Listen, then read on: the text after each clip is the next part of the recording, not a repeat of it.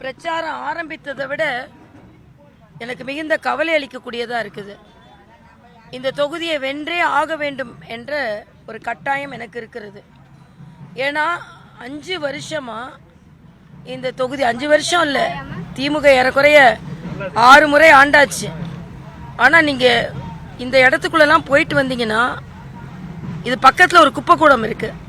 முதலமைச்சர் போன முறை வரும்போது இந்த குப்பைக்கூடத்தை அம்பேத்கர் நகர் பாலம் இந்த குப்பைக்கூடத்தை அகற்றிட்டு இந்த மக்களுக்கெல்லாம் வீடு கட்டி தருவோம். நாங்கள் நம்மளை மாதிரி உள்ளவங்களாலே உள்ளே போக முடியல, 2 சக்கர வாகனத்தில் ஸ்கூட்டரில் தான் போக முடியுது.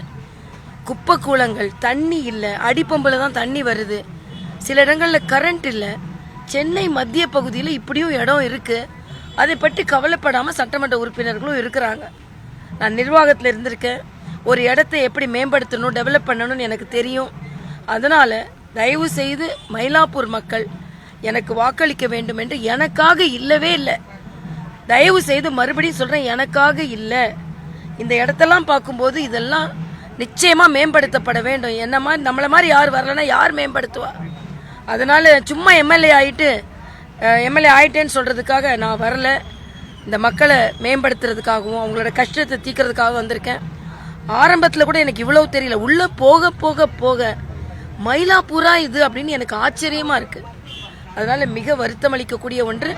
நிச்சயமாக வெற்றி பெறுவோம், இந்த தொகுதியை மேம்படுத்துவோம். நீங்களே பார்க்குறீங்களே, மக்கள் நல்ல வரவேற்பு கொடுக்குறாங்க. எல்லா இடங்களிலும் வரவேற்பு இருக்கிற, விளிம்பு நிலை மக்கள்கிட்டையும் அதிக வரவேற்பு இருக்குது. எல்லாரும் ரொம்ப ஆச்சரியமாக எங்களை நோக்கி இவ்வளோ இறங்கி வரீங்களே கவர்னர் வந்துட்டுன்ற ஒரு எண்ணம் அவங்ககிட்டலாம் இருக்குது. நான் எப்போவுமே கவர்னர் மட்டும் இல்லை, அக்காமா தான் நான் பழகிறேன். இந்த மக்களை பார்த்த உடனே ஒரு கட்டாயத்துக்குள்ளாக நான் ஆகிறேன். இந்த மக்களுக்கு சேவை செய்தே ஆக வேண்டும். இதற்கு ஒரு நல்ல சட்டமன்ற உறுப்பினர் தேவை. அது நானாக இருக்க முடியும். ஏன்னா என்னோட பணி மக்கள் பணி தான். அதற்காக இந்த மக்கள்கிட்ட நான் வேண்டி கேட்டுக்கொள்கிறேன். நிச்சயமா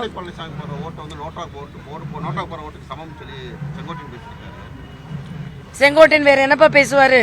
செங்கோட்டையன் அவர் விஜய்கிட்ட போனோன்னு அவர் அப்படிதான் பேசுவாரு. அதெல்லாம் இல்லை. எடப்பாடி அண்ணனுக்கு போட வேண்டிய நோட்டு, நோட் பண்ண வேண்டிய நோட்டு, நோட்டாக போட வேண்டிய நோட்டு இல்லை, நோட் பண்ணப்பட வேண்டிய நோட்டு, முதலமைச்சராக வரக்கூடியவரின் நோட்டு. விஜய் நாடாளுமன்ற நாள் விரைவில் வரும் பிரதமராக வருவார். ஒருவேளை ஷார்ட் கட் டக்குன்னு அடிக்கலாம்னு நினைச்சிடான்னு கிளாப் அடிச்சிட்டு இருக்காங்களோ யாரோ நினைச்சிருப்பாரா இருக்கும். எல்லாமே இது சினிமா இல்லப்பா, இது அரசியல். அது அண்ணா செங்கோட்டையனுக்கும் தெரியும்.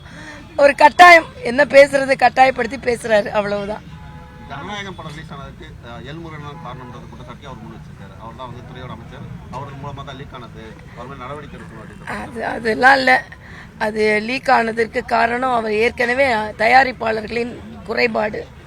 அவங்க இந்த சென்சாரை இன்னும் நேரடியாக வாங்கி இருக்கலாம். அவங்க நீதிமன்றத்துக்கு போய் மறுபரிசீலனை செய்யறதுக்கு கொடுக்காம அதே நேரத்தில் ஒரு அரசியல் சார்ந்த திரைப்படமும் வெளியே வந்ததானே செய்து சும்மா குறை சொல்லி கொண்டே இருப்பார்கள். அதை பற்றி கவலை இல்லை. அது ஜனநாயகம். திரைப்படத்திலிருந்து உண்மையான ஜனநாயகத்துக்கு நாம் வருவோம். உண்மையான ஜனநாயகத்தை காப்பாற்றி கொண்டிருப்பவர் மோடி அவர்கள். இன்றைய போர் சூழலில் கூட நம்ம நாடு காப்பாற்றப்பட்டு கொண்டிருக்கிறது.